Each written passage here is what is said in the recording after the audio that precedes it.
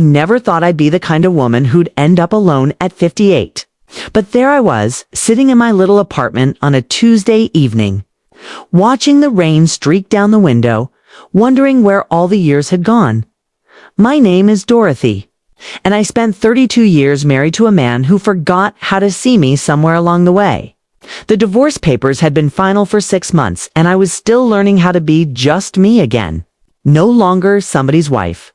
No longer the woman who made dinner at 6, sharp, and kept the house just so. Just Dorothy. And some days I wasn't sure who that was anymore. That particular Tuesday, I decided to do something different. My daughter Emily had been after me for weeks to get out of the house, to stop hiding behind my routines. So I'd made myself a promise. One new thing. It's just one.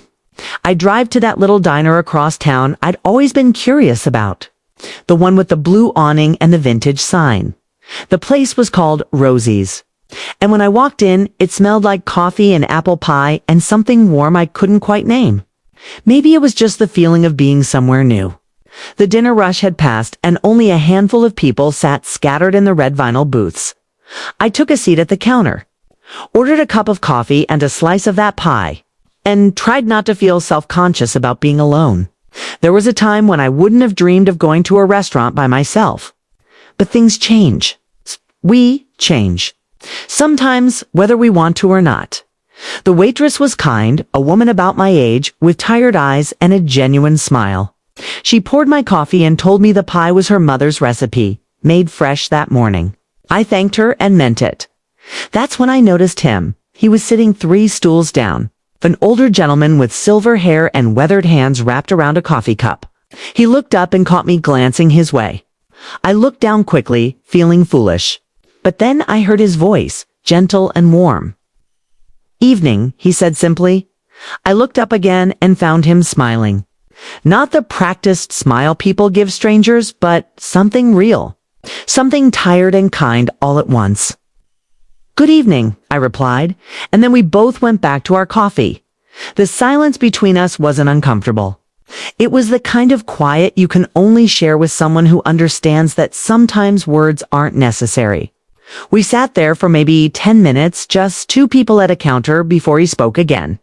"I used to come here with my wife," he said, looking down at his cup, "every Tuesday for 20 years. She passed 3 years ago this month."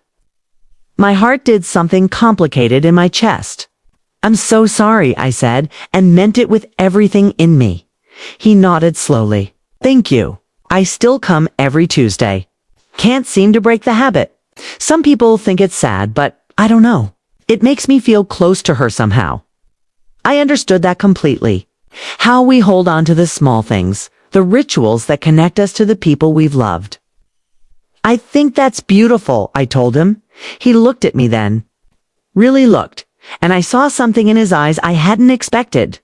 Recognition, not of me, but of what I was carrying. The same weight he knew too well. "You've got that look too," he said gently, "like you're learning how to be in the world all over again." I laughed a little, surprised by the tears that suddenly pressed behind my eyes. "Is it that obvious?" "Only to someone who's been there," he said. His name was Robert. He'd been a carpenter his whole life, building houses with his own 2 hands. His wife Helen had been a school teacher.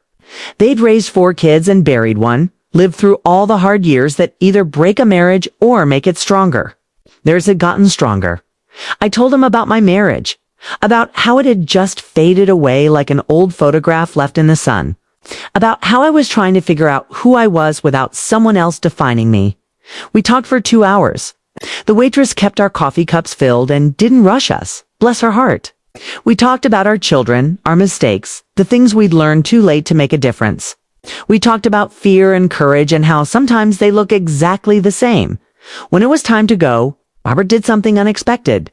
He pulled out a small notebook from his jacket pocket and wrote something down, then tore out the page and handed it to me. "This is Helen's recipe for chocolate chip cookies," he said. "The best you'll ever taste. She always said the secret was using a little extra vanilla and not being afraid to let them brown just a bit around the edges."